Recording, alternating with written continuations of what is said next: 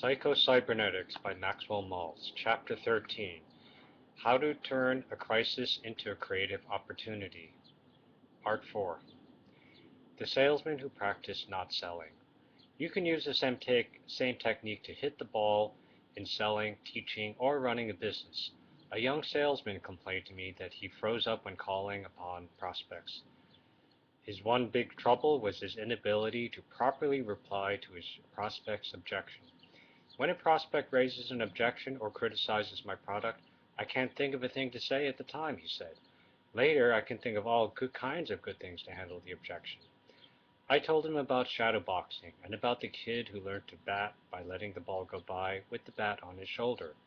I pointed out that to hit a baseball or to think on your feet requires good reflexes. Your automatic success mechanism must respond appropriately and automatically. Too much tension, too much motivation, too much anxiety for results jams the mechanism. You think of the proper answers later because you're relaxed and the pressure is off.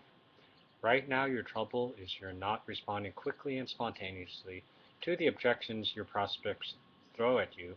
In other words, you're not hitting the ball that the prospect throws.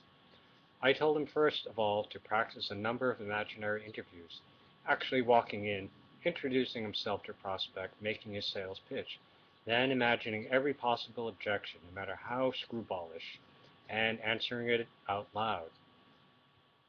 Next, he was to practice with his bat on his shoulder on an actual live client. He was to go in with an empty gun as far as intents and purposes were concerned. The purpose of the sales interview would not be to sell. He had to resign himself to being satisfied with no order. The purpose of the call would be strictly practice, bat on the shoulder, empty gun practice. In other words, this shadowboxing worked like a miracle. As a young medical student, I used to shadowbox surgical operations on cadavers. This no-pressure practice taught me much more than technique. It taught me a future surgeon calmness, deliberateness, clear thinking, because he had practiced all these things in a situation that was not do or die, life or death. How to make your nerves work for you. The word crisis comes from a Greek word, which means literally decisiveness, or point of decision. A crisis is a fork in the road.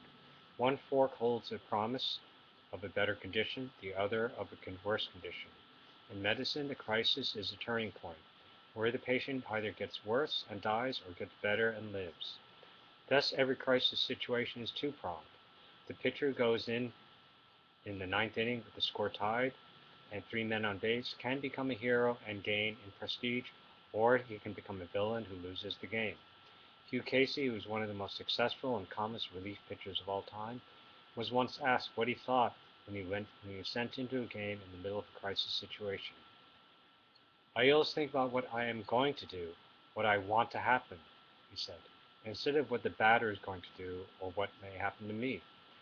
He said he concentrated on what he wanted to happen, felt that he could make happen, and that it usually did. This same attitude is another important key to reacting well in any crisis situation. If we can maintain an aggressive attitude, react aggressively instead of negatively to threats and crises, the very situation itself can act as a stimulus to release untapped powers. Several years ago, newspapers carried the story of a giant of a Negro who did what 2 wrecking trucks and a score of men could not do. He raised the crushed metal cab of a truck up off its pinned driver. He ripped out with his bare hands the brake pedal, which had the driver's foot trapped, and he beat out the flames in the floor of the cab with his bare hands. Later, when this giant was found and later identified, he turned out not to be a giant at all. Charles Dennis Jones was 6 feet 2 inches tall and weighed 220. His explanation for his extraordinary feat? I hate fire. 14 months before, his 8-year-old daughter had burned to death in a fire which had leveled his residence. I know a tall, rather frail man who single-handedly somehow managed to carry an upright piano out of his house, down 3 steps, up over a 4-inch curb, out to the center of his lawn when his house was on fire. It required 6 strong men to place the piano in the house. One rather frail man, under the stimulus of excitement and crisis, took it out by himself. 2. Crisis brings power. Neurologist J. A. Hadfield had made an extensive study in the extraordinary powers, physical, mental, emotional, and spiritual, which come to the aid of ordinary men and women in times of crisis. How wonderful is the way in which, with quite ordinary folk, power leaps to our aid in any time of emergency. We lead timid lives, shrinking from difficult tasks, till perhaps we are forced into them, or ourselves determine on them, and immediately we seem to unlock the unseen forces. When we have to face danger, then courage comes. When trial puts a long continued strain upon us, we find ourselves possessed by the power to endure. Or when the disaster ultimately brings the fall which we have so long dreaded, we feel underneath us the strength of the everlasting arms. Common experience teaches us that when even great demands are made upon us, if only we fearlessly accept the challenge and confidently expend our strength, every danger or difficulty brings its own strength.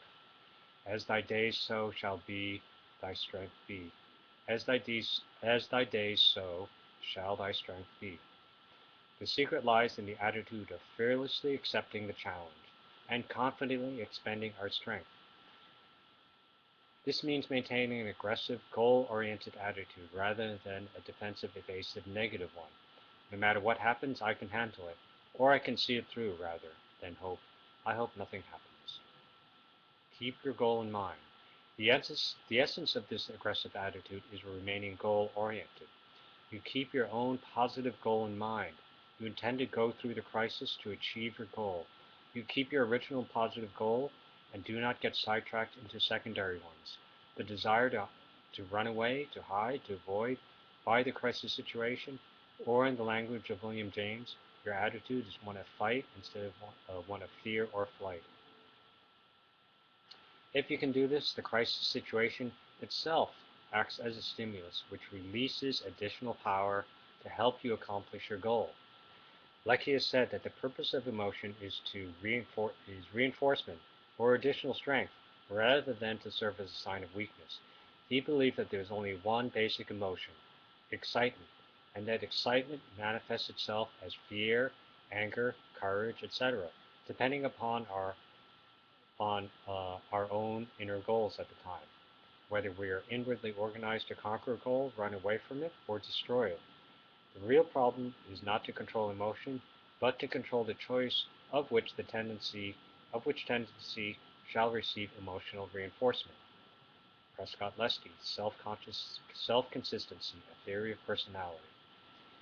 If your intention or your attitude goal is to go forward, if it is to make the most of the crisis situation and win out in spite of it, then the excitement of the occasion will reinforce this tendency. It will give you more courage, more strength to go forward.